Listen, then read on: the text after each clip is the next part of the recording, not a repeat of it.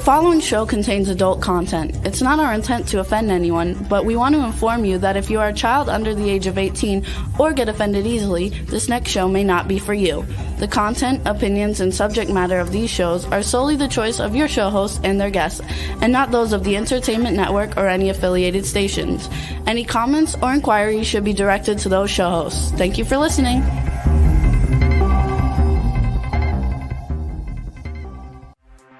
Hey everyone, and welcome to 50 Shades of Bullshit. I'm your host, Christine Lalonde, and this is the podcast where we uncover the truth about online dating. Now let's begin. Hey everyone, I'm Christine. I'm Jada. And this is 50 Shades of Bullshit. And today we're talking about happiness. Da, da, da, da, da, happiness. Okay, Christine, so I want to say just real quick, no judgment, because my Christmas tree is still there. I was going to make a comment last week, and then I saw it out of the corner of my eye, and I was like, bitch likes her tree. It makes her happy. So she kept it for happiness show. Kept it for happiness. Got to get rid of it. Just ignore people. Ignore. I was trying to get it out of the picture, but that's hilarious. Well, I don't. Two things. I don't like to keep my Christmas tree up for too long because it kind of starts to drive me crazy. And then I hate taking off ornaments and lights on a tree that's so dry that you can't get it off.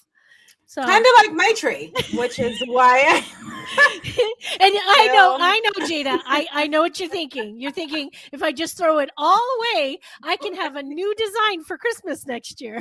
100%. So let's ignore that. I was like, oh, can you guys see me? Is it like, should I move it? Like I was trying to blur the background. It's only mid-January. No worries. I love it. Well, whatever makes you happy, Jada. And if not taking your ornaments off a dead tree makes you happy, then by all means, let's keep that tree up. There's that. Yeah. How are you, beautiful? You look lovely. I'm doing good. Thank you. You look lovely as well. I was trying to think of all the things that make me happy for the show today. And I was thinking, first I thought my kids, and then I thought, well, you know, as much as I love my kids, happiness doesn't equate with teenagers and young adults. Because they're not always filled with happiness, but having grandkids makes me happy. And actually my kids do make me happy. They're good kids. And I love my daughters very much. Just that when they get older and they have their own life, then they tend to forget about you. You know how that goes. So let's see what else. What else makes me happy? I love manifesting. It makes me happy. I have this manifest I want to give you guys today on happiness, on how to manifest happiness. So we'll do that. Phone, so tell me that. Oh, we're doing it later. No, we'll do it. We'll do it after you tell me what you're happy about. You know what? I will be happy to move that tree, but you know what? My kids. I mean, I've got such amazing sons, and Oh, so you have sons. I have daughters. I have sons, but they make me happy. Sure. Whatever you tell yourself. Yay. Yeah, like my sons are amazing. This new year, like business is amazing. Like my matchmaking clients and coaching clients are amazing. So that's great. Yeah, that's what makes me happy. Like I love providing love and happiness to people makes me happy. I love that. I think doing things for other people thrills the hell out of me. Yeah, seeing a smile on somebody else's face when I say something nice to them, a random thing with a random stranger, or doing something nice for a person, that joy that they get gives me joy. I love giving to others. So that, that is a great thing. Amazing sex. Woo-hoo-hoo. Can we talk about this, Christine? Because let's do it. The past few weeks, I've said, oh, you look great. You're glowing. You're this, you're that. Girl, let's talk about today. today you're like, oh, Jada. Well, I've been home, since from Christians. I've been home for a while, and I came back yesterday. Yeah. So I have a smile on my face. Yes. But does he feel, is he bothered that you talk about your sex life on the show? He doesn't give a shit what I talk about. Oh, I love it. All right. He came home for lunch to see me for like 20 minutes. It's so sweet. And just to hug me. Just to hug me. Now, I have Girl. jumped his bones at lunchtime, but today I whatever. We'll jump it later. But today he was like, I hope I have internet at work so I can listen to the show. And if he's listening, baby, the sex knocks my socks off. So And Kristen, if you're listening, she's glowing, she's stunning, she's like a fucking hot mess patrol because she can't even figure out her mic because I think she's like yeah, my brain's like, her brain's like, So, la, la, la. I love it's it. funny. Well, I want to, say that I looked up some stuff about happiness. Everybody's like, has their own idea about what happiness entails or brings in. But I looked it up, just because I'm me. And it is an emotional state characterized by feelings of joy, satisfaction, contentment, and fulfillment. While happiness has many different definitions, let me pull this up so I can see it better. Well, it has different definitions. It is often described as involving positive emotions and self-satisfaction. I think that's amazing. And I'm really excited about talking to our guest about it today. But I wanted to quickly say that I'm the master of manifesting, and I want to say that I'm starting. I have an app that I'm building, Jada. It is Stop it. Why am I not included? What are you talking about? You can't be. It's something that I want to Oh. talk to you about.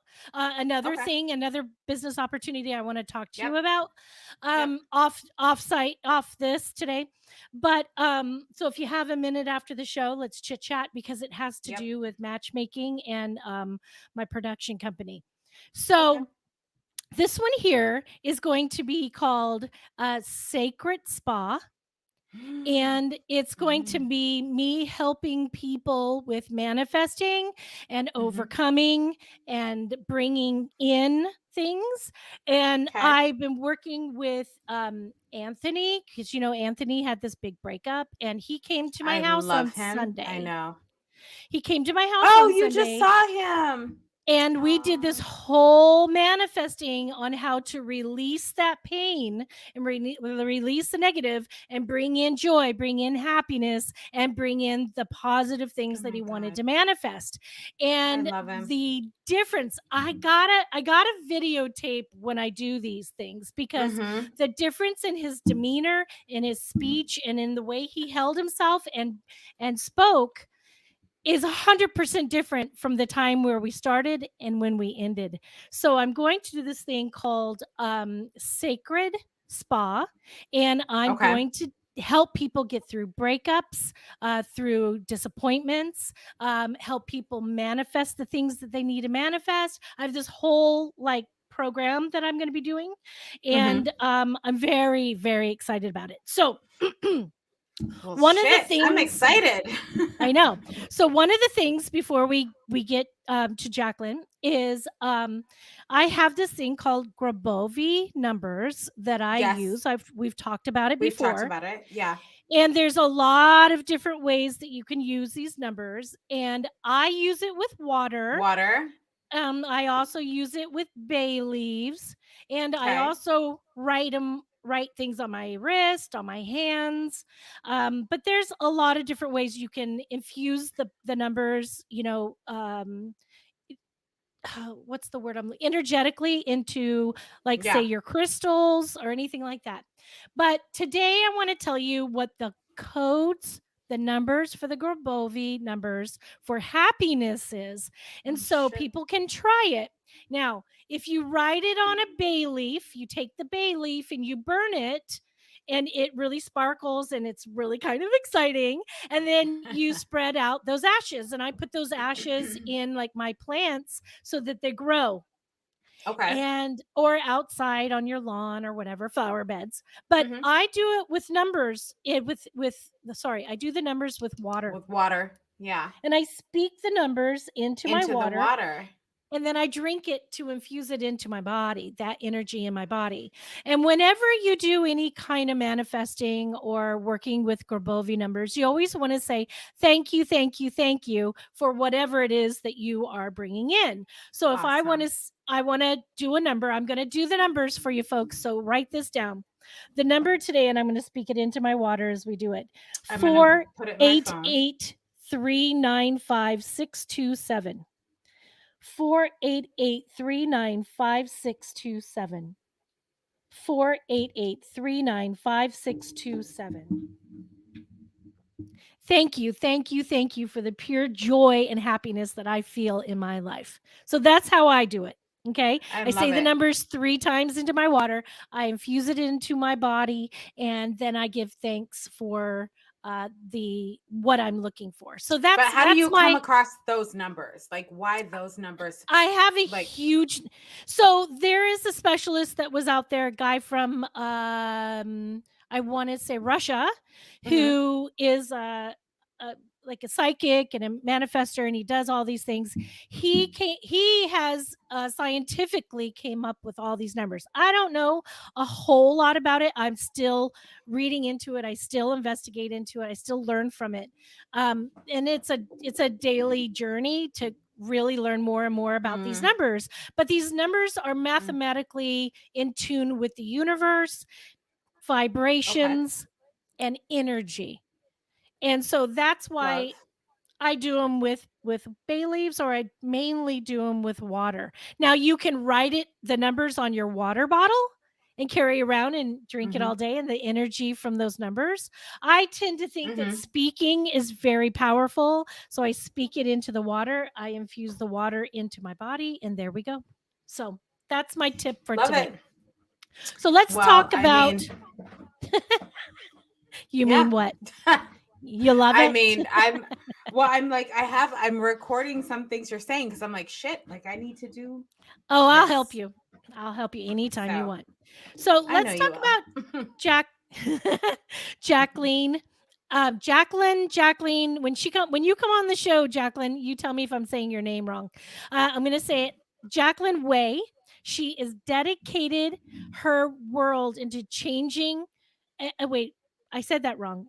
She is dedicated serving humanity with love every day. I think I typed that wrong, Jacqueline. Her sole purpose is to teach, inspire, and empower the hearts and minds of people globally to create a happy, meaningful life and world together. She expresses her purpose through her global giving movement, 365 Give, the charitable organization that was created with her 3-year-old son, with a simple vision to change the world one give, one day at a time. Oh my God, that's so freaking beautiful. She is a world-renowned keynote speaker with one of the most watched TEDx Talks, How to Be Happy Every Day. It will change the world. So let's bring Jacqueline on. Hi. Your speaker is on mute, so hit your mute button. Thank you. Hi. I'm being quiet in the background. Hi, how are you? So cute. So how do I say your name? It is Jacqueline. You had it right. Jacqueline. Okay. So Jacqueline, welcome to 50 Shades of Bullshit. Let's talk about happiness. Absolutely. You've already got us on a roll. You've got the energetic frequency moving for us. I love it.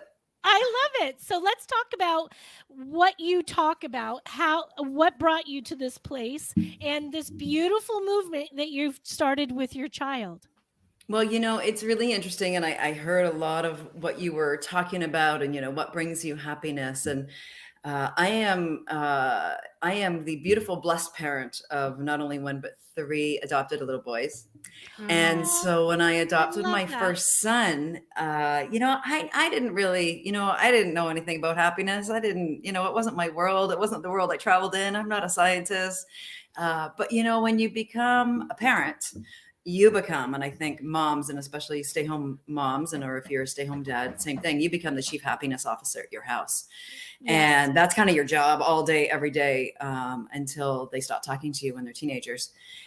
So, when I became a parent, one of the great things about going through the adoption process is it's kind of like going through, you guys talk about relationships all the time. It's like going through one of those marriage, before you get going to a church. I didn't get married in a church, but from what I hear, when you get married in church, you have to go through this whole thing with the minister. And so with adoption, it's the same thing, like questions till the nth degree. And so one of the questions that had come up through the adoption process from my husband and I are, what are your expectations for your child? And the really great thing about this is you discover, so many things about you and your partner. And so my husband was the traditional, good education and, go to university and get the good job. He was the traditional guy. And I was like, I just want my kid to be a kind, compassionate, loving little human being and to have a happy life. That's my expectation. And so, listen, when my first son came home, damn, doesn't that change your world, right? And I think the best part about it is that it really, for me, showed me my ability for unconditional love. When you can bring in, and I'm not saying that all parents don't feel this way, but when you can, the first time I met this little man, he was 11 weeks old. And you don't know anything about the kids before you're adopting them. It's like, hey, there's the foster mom's house, go meet them. But when you can hold this kid in your arms and go, I'm going to love you forever. And your heart is so full, it's imploding. That's unconditional love to me, that it made me realize that I could love any other person in this world unconditionally if I actually chose to. And so it really set me on a path. And I was already in the philanthropic world to how was I going to teach these values to my son? How was I actually going to bring out what I consider to be the best in him, which I think is the best in everyone in humanity, to be a kind, compassionate, loving person in this world. And I think that we have to teach them. I think we have to show up as that as ourselves, but then we got to teach them a skill. So it's like your ABCs, right? A kid doesn't learn to be kind, compassionate, and loving overnight the same way they don't learn their ABCs. You have to do it over and over and over again. You have to do it like a practice. So, you were talking about energetic practices you do. Some people have mindful practices they do. Some people have exercise practices they do. Well, giving to me was the same thing. How could I teach him this practice of giving? So on his 3rd birthday, literally, I decided prime time, before he hits school, before everybody else in the world can influence him, I was going to do my best to instill this in him. And so on his 3rd birthday, we started a daily giving practice. We were going to do one thing to give back to the world every day for 365 days. That's so cool. Yeah, but everybody thought it was a bit nuts. They're like, are you kidding me? I'm like, no. What do you do? This, right? And at the time, I decided to start a blog around it. And this is a few years back when blogging was the thing. And so that's what I did, is every time we did one thing to give, I would just post about it. You can literally still today go and see in our blog post, the very first post is up there where it's like, okay, I'm just going to take a deep breath and I'm just going to jump. We're just going to do this.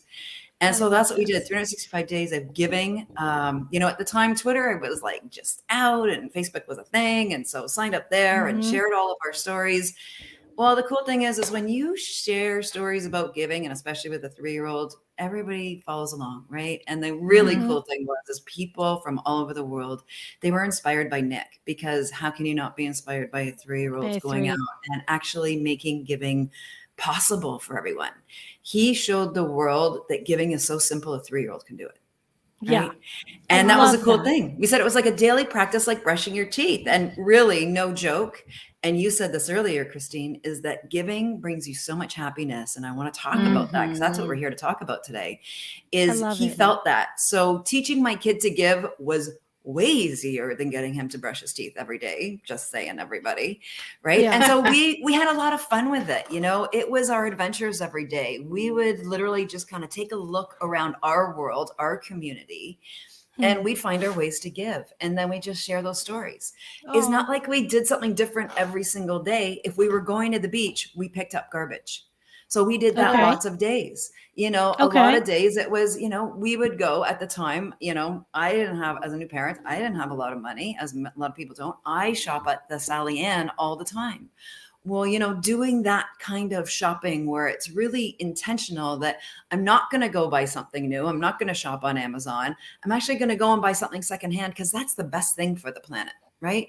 Or while we're there, I'm going to take the things we don't need and we're going to give them to the Sally Ann. And then we're going to go spend our money in a way that's actually going to benefit other people in the world. So we realized, and it's the same way with, as you were sharing your happiness in the glass and the energetic frequency, we realized that as soon as we intentionally every day started looking for ways to give, they showed up in our world very easily.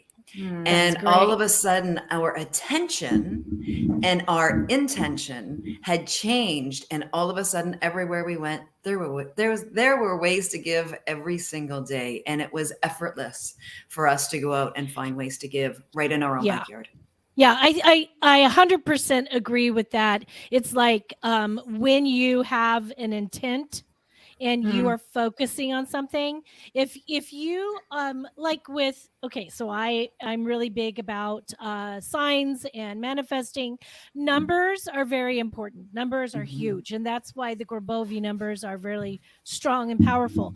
But when people see the 1111, the 1010, the 333, the 222, if you are in tune to that, you're going to see it more often. Just like when you were saying, when we started to look for things to give, things to do to help others, opportunities showed up because you're aware of it.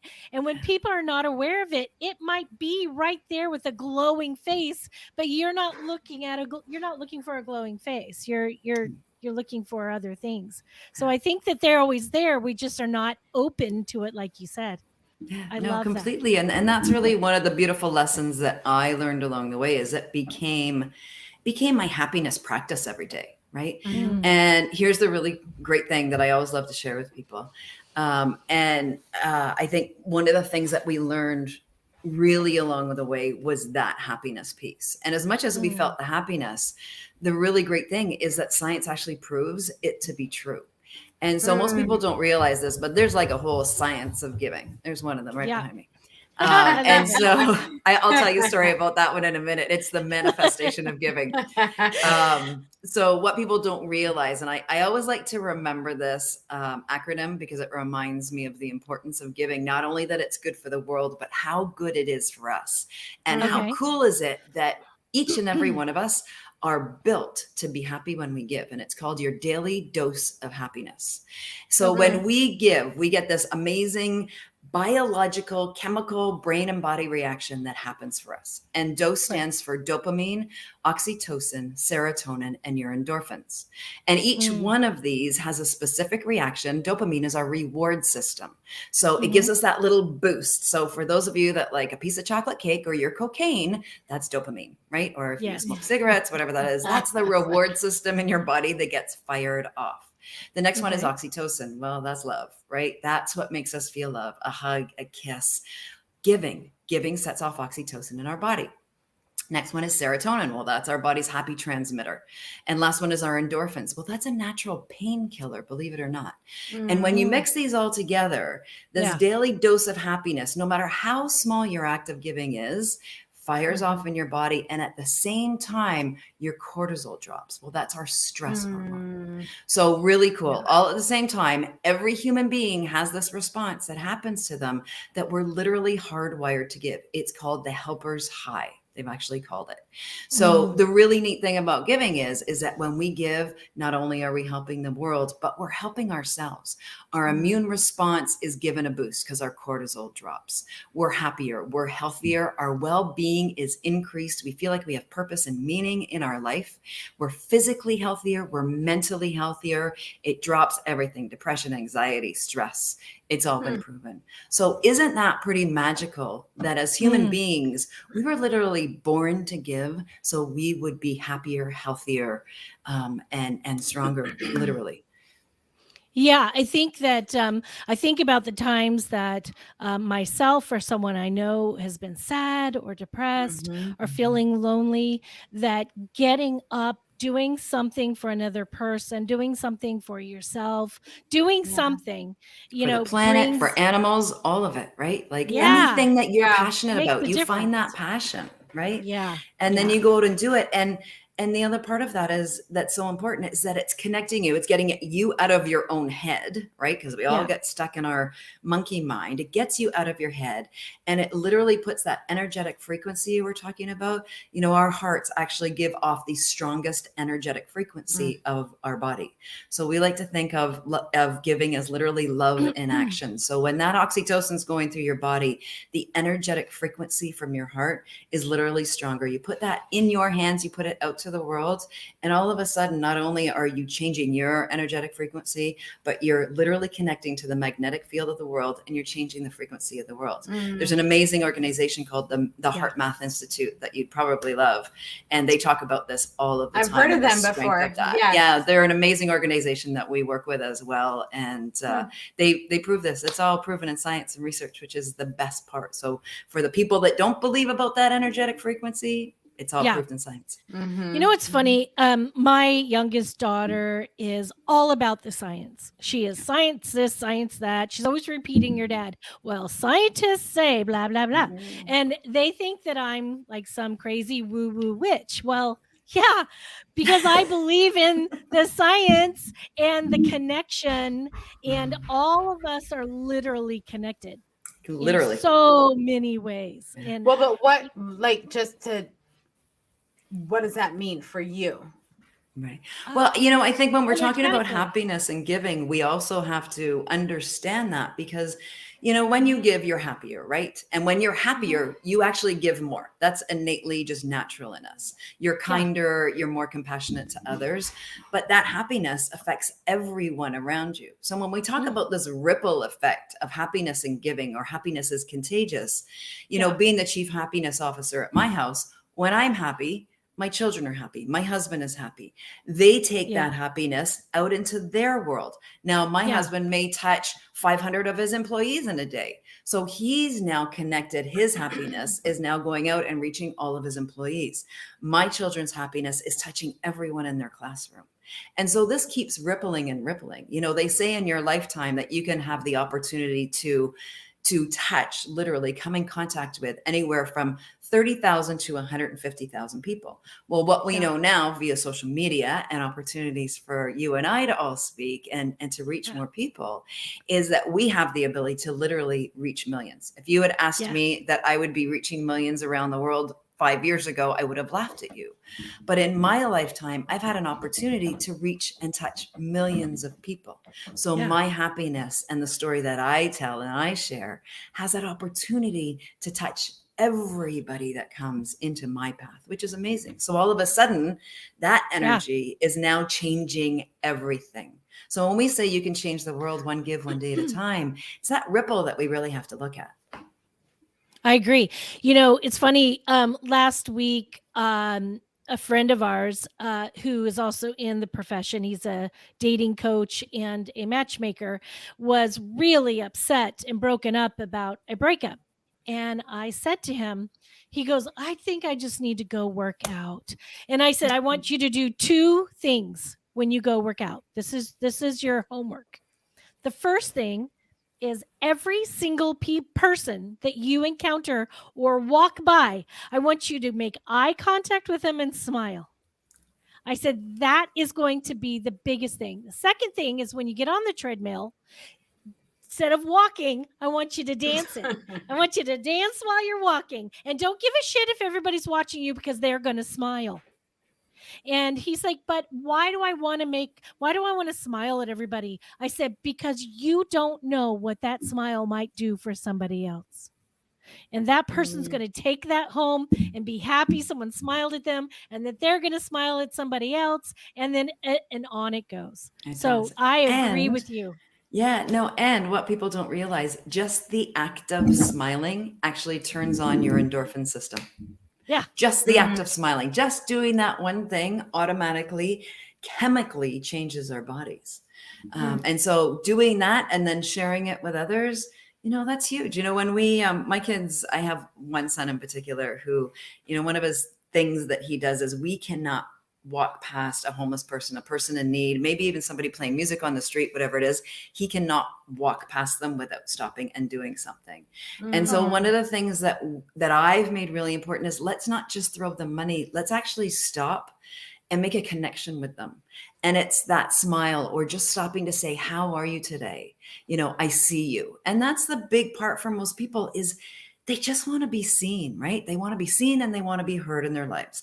And that's a big problem for so many people. Our world's pandemic right now, is not the flu and COVID and everything else. It's actually stress, anxiety, and depression. And it's going through our world like wildfire. And that chemistry alone changes everything in our worlds because people can then no longer care for themselves. They've lost their purpose. They've lost their creativity. They're not being the best version of themselves in their own lives. Look what happened to us during the pandemic. Crazy. In our cultures, in our worlds, everybody was so separated. That lack of human connection. When people were wearing masks, they weren't able to smile at each other. It drove such depression and such anxiety really high. And, it really, really affected people chemically. And I 100% about the smile. Yeah, no, I agree with you on that one. But we also saw in our world, if, it really was the lens in which you viewed the world during your time. And we were all in very different conditions, depending on where you lived, obviously. And, the lens in which I saw the world was people all over the world, coming out to do what they could to support each other. The people playing the music on, out on their balconies in Italy, people helping their neighbors, people getting groceries. Like we saw that rampantly all over the world. I'm getting the goosebumps just even thinking about it, and the joy that brought me, in which we really saw the world come together in so many ways because we were all in the same place. Right. Yeah. And the other opportunity that was there for people was the opportunity to have time. So I think that you came from, and that's a place that I came from, was we had two choices. And we could take that time to help our community. I spent a lot of time doing that. I have a lot of senior friends. And that's the time, that's what I did, is how could I get out and help the seniors who were not allowed to go anywhere? And also, how did you take time to take care of yourself? So for me, the self-care is, did you take time meditating? Did you take the time to learn about how to quiet your mind? Did you take the time to learn about happiness tools you could use in your own life? Did you get out in nature? All of the things that we now had time to finally do and take care of ourselves. And you were either went that way or you went the other way. Right. Yeah. And that was the big choice during that time. And that's really what you were talking about earlier as well, is, which lens do you choose to view the world? Are you going to take the positive road, or is it going to be absolutely negative and disastrous every day for you?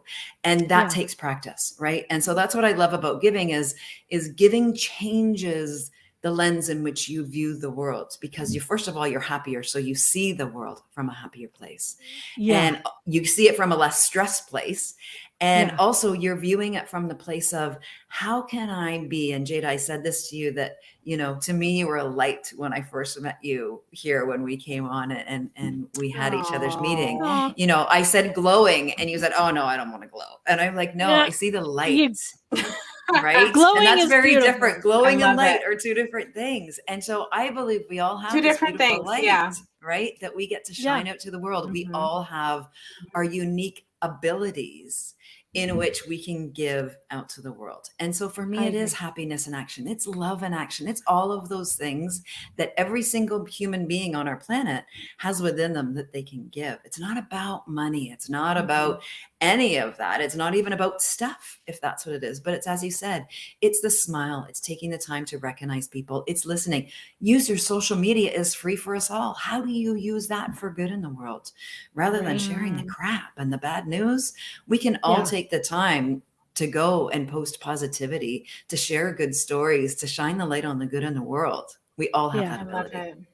I love that. So tell us more about the happiness tools that you mentioned. Mm-hmm. Well, one of the things actually I did over COVID with my kids, because, the negativity that was going around, was we actually created happiness toolboxes. And yeah, the reason that I did this with my children is, first of all, it was a fun activity. So we actually got boxes. They were just boxes that we had around the house. And we took out, I had every art supply. You should see my house. It's like every art supply I could find was out. And so the kids got to decorate their own happiness box. And then what we did is we started coming up with ideas on things that brought us happiness. Now, here's the great time about COVID. We couldn't go shopping. So it wasn't about shopping. It wasn't about spending money. It was, how could we find the things in our day, in our world at that time, because it had changed so dramatically, that made us happy.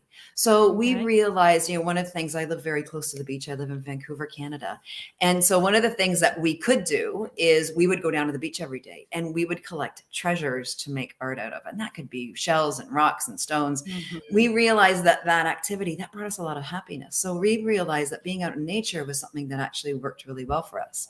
We would have dance parties. People did this over the COVID all the time, right? We would have dance parties. That was another thing that brought us so much happiness, was music and dancing.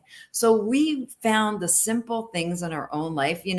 We use this, honestly, as a tool. People always say, oh, phones are so bad, you get stuck on them. We actually use it as a tool because we created musical playlists. We realized that our algorithm for happiness was also our algorithm that we were watching. We looked at what we were consuming. We looked on YouTube and said, okay, what's showing up for us? And how can we create a happiness algorithm on our YouTube channels? So when we turned it on, we knew that the things that were going to show up. So that was watching, we all love watching like AGT at our family. We like watching America's Got Talent, or what's the other one? American Idol, So we loved watching musical shows, the dancing shows. So we made sure that our algorithms were there. So our happiness toolbox basically were filled with either little reminders or little pieces of paper, little notes that reminded us of the things that made us happy. So on the days we were struggling, we'd go into our happiness toolbox and we'd pull one out and we'd give it a try. Okay, dance party right now. And we'd have our dance party, or we'd pull something else out. Now, what we know about human beings is that it's different every day. You're going to find happiness in different things every day. So the nice thing about a happiness toolbox is you can always be building on it. You can always throw little Post-it notes in it to remind you. And on your tough days and your tough moments, and you need to turn that happiness switch on, you can go in there and try 3 or 4 or 5 things till you find the thing that all of a sudden you start to feel that energetic shift. And that's what it is. You're creating an energetic and emotional shift, right? In your own beingness. And it's different. So you got to have lots of things in your happiness toolbox, but it's fun for everybody. Listen, this is something you could do at work with your staff, right? As a staff activity for your well-being program. This is something you can do at home at schools. This is something teachers can do in the classroom with their students, right? So we all have that ability, because when we're happier, guess what? Your brain works better. You work better at work. You're more creative at school. It's shown kids literally perform better at school when they are regulated. Our nervous systems are regulated, and you're happier. So you want your kid to do well at school? Make sure they're happy. Like, that's our starting point, right? Stressed kids at school don't do well. So let's go back to, how do we get our kids regulated and happy? How do we get ourselves regulated and happy? So we are doing our best in our lives. My teenager, my youngest one, she's my last one at home. She just turned 16. She had a hell of a time during COVID, not being around friends and family, and not being in school. She's a real social butterfly. And we did a lot of fun things together, a lot. And it just got to a point, like a year and a half ago, she was so depressed. And she was just really struggling. And this year, I decided that it was going to have to start with me. I was going to have to show her how happy my life was. I was going to have to not talk about it, show it. Because I could talk till I'm blue in the face and she's not going to hear me. Oh my God, don't they love that? Yeah. So I was having to show all the ways that my change of career made me happy. My podcast made me happy. Talking with people, doing this and that made me happy. Just constant joy. And then I would go to her and say, okay, what makes you happy today? What happened at school? What, blah, blah, blah. And I just would, and I made some real choices to reach out to certain people and change the relationship. Like her stepmom, her, you know what I mean? Yep. Good on you. I really, that's why I'm like, I took it upon myself to change that relationship drastically and say thank you for being a loving additional parent in her life. And I recognized all the things that she was doing. And when I did that, the joy on my daughter's face blew me away. And she said, Mom, I'm really proud of you. And then she started saying, I see the changes in you. I see how happy you are. And it's then that I started seeing some major changes in her attitude. Yeah. Because and that's what we have to remember, right? Is mm-hmm. our kids, and I said this in my TED Talk, and our kids see our stress. Our kids see our unhappiness. Forget what comes out of our mouths. Yeah. They feel us energetically. I mean, any mom knows this. I mean, there's such an energetic bond with our kids. It's crazy. So when we're unhappy and we're stressed, it all comes out all over them, right? And it shows up in their world and their own lives. We can talk till we're blue, but really it's through how they view us and what they learn from us. And then this becomes their programming for their lifetime as well. So if you're unhappy, your whole family is going to struggle with it as well, and understanding it. And I think that's the big challenge, is that, we're starting to see it in schools now, where they're social emotional learning. They're learning more about it in schools, but really it starts at home. We can't put it on the schools to teach our kids about our emotions and emotional EQ. Our teachers have enough to do. Deep down respect for what's put on them. Yeah. But that has to come and start at the home, right? Yeah. And in that place where, if I had known what I knew before my kids were born, holy hell, lots of different things I would have done differently, right? But that's all part of our journey as well. You but and me both. Also, right? It's never too late. It's never too late to learn, and it's never too late to show up as you wish your kids. You're a mirror reflection of each other, right? So if your kid is unhappy, turn around and take a look at yourself. If your kid is feeling stress, if your kid is not flying and aspiring to be and choose who they want to be, look at yourself. It's always that for me, is I got to take a look around at me first. And then I know that I'm showing up as the best for them and emulating what they can do in their own lives. I'm blessed. I have a teenager who at 15, he's living the life of, like, the dream. My children all have neurodiversities. They're all challenged in their own unique ways with learning disabilities and all kinds of stuff. But I have a 15-year-old now, and this is Nick, who I started this project with, who is living his dream life. He's on a snowboard 7 days a week. At 15, he's already a coach. He's competing. He's literally, it's like, forget school, man. I'm like, all good. The minute, you can do it. And so he's living the dream because I live my dream. This is my dream. What I do, and my family knows this, is, I don't get paid for the work I do. I run my charity, all volunteer, but I always say to them, you guys have to make space so I can fulfill my dreams. And that shows them that they have to make the space to do it for themselves as well, right? I love that. And so it goes that way. We got to let them fly. It's not always about school. They got to choose their own paths, but it means we've got to be able to do that for ourselves. But if we're stuck in unhappiness and depression and all stress, all of those things, then we don't have the ability to really go out and choose that path for ourselves.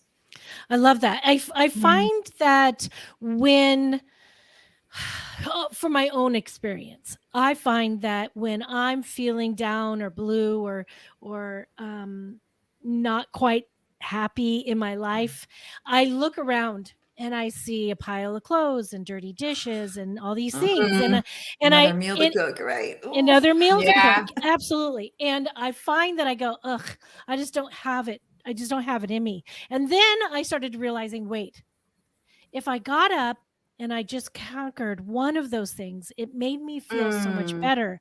Clearing the space and having things put away and having a clean mindset and a clean space that I lived in really helped me step up my game for feeling like I'm accomplishing something, and brought joy into my life. And it made it easier to have my dance party, because I truly believe in dance parties. I dance. That doesn't surprise me about you. Me neither. I dance in the kitchen, and it's how I do dishes. It's how I cook dinner. And my daughter got me an Echo for Christmas. I love it. And she goes, this is for those moments. She put it in the kitchen. She knew where it would go. And that's where it is. And the funniest thing is I say Echo, because we had to change it from Alexa to Echo, because my oldest daughter is Alexa. And when she's there, it drives her crazy when I say, Alexa, play happy dance music. And she goes, stop it, Mom. So they changed it to Echo, and I'll say, play, crazy dance music. And my youngest daughter walks in and goes, no, Mom, Echo, play, blah, blah, blah. And it's like she comes and fixes it for me. And I think that by showing the people around you how infectious it can be to make that joy happen and that happiness happen. It's us. It's up to us to start here first. I agree. And I actually believe there's even a difference between happiness and joy, right? And even that is a lesson in itself, right? Because happiness is that emotional response, right, that we get. But when you can learn joy, right, that deep down beyond just the happiness in the moment feeling, but you can learn to live a life filled with joy. That's peace of mind to me, right? That's just ongoing. That's that vibration of happiness that just follows you around everywhere. Whereas happiness to me can come and go, but joy is the underlining goal we're all going for in our life, right? Because that brings everything at peace. Peace of mind. You understand how to get there. You're truly, you're standing in the truth of who you are. And to me, that is joy, right? That's the essence of who we are as human beings. Absolutely. I love Jacqueline, that. I'm obsessed. So I'm going to message you so that we can chat. Bring it.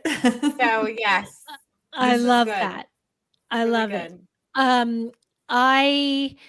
I think that there's, I've had friends that say, oh, I don't like the word happiness, only speak the word joy. There's a difference. There is a difference. But like I think you said, Jacqueline, is that it kind of starts with this things that can make us happy. And when we start filling our lives with more and more things that make us happy, that we can create an undercurrent of joy that's more consistent. Yeah. You know how to get there, right? You know how to get to happy. And then you recognize when it's not there. And that's the biggest part. It's the awareness, right? It's the conscious awareness, as we call it. And so when you're aware, you become more and more aware you're not happy. You can literally start to, I do this sometimes sitting at my desk, and I'll shake my head and I'll look out the window for the simple purpose that I know that where I'm looking right now is not serving me. So how can I look in another direction, change my perspective? So all of a sudden I'm looking for the joy. I'm looking for that happiness. I'm looking at changing my mind. And that's what really it's all about for us, right? Is how do we practice happiness every day? And that's what I love about giving, is that's our happiness practice that we know we can do every day. Send somebody a text, a note of gratitude, right? It's things we can do every day. And when we start to practice that happiness, then the joy that's to me stepping into your joy. That's stepping into who you really are. Yeah. I think it could be little things like what you just said resonated with me, with like sending out a message to somebody that you absolutely love, but you maybe haven't talked to in a while. And don't start a conversation. Just say, hey, you came into my mind and I wanted to tell you what you meant to me today. You're on my heart, right? I do that all the time. You're on my heart. I just want to let you know. I did this with a boyfriend, a boyfriend from 40 years ago, like on Facebook over Christmas. I'm like, I just needed you to know you're on my heart. And what an impact you made on my life. And and he was just like, holy crap, where'd that come from? Right? I love that. But it was great. It was a beautiful conversation. It was fabulous. And it changed us both, right? It was awesome. Does. It changes you. Really quick before we sign off, one practice I've been trying to do a lot is like when I go into like get out of my car and go into a snore, I purposely go, okay. And I act like I have the secret in my head and I look at everybody like I know a secret. I smile and they laugh. They, crack up, they smile, and they look at me like, what? And I agree that making some tiny little things, little adjustments in your life will make all the difference. Absolutely. Jacqueline, thank you for being here today. Thank you. What a treat. Yeah, you two are just a joy. So are you. I absolutely love you. And I really want to have you back. That is no shit show. I'm telling the truth. Anytime, you're coming back. We got lots to talk about. Happiness is the never-ending topic that everyone needs to put on the top of their list, right? It's got to be a priority. It is. Well, and I will be reaching out to you separately. So there's that. Please do, Jada. I would love it. Anytime. Well, thanks everyone who came to listen today, and same time, same place. Until next week. Keep it real and happy. If you enjoyed this episode, please share with your friends, like and follow us on Instagram at 50 Shades of _bullshit and Facebook at 50 Shades of Bullshit. Thanks so much for listening, and we really hope to see you again next week.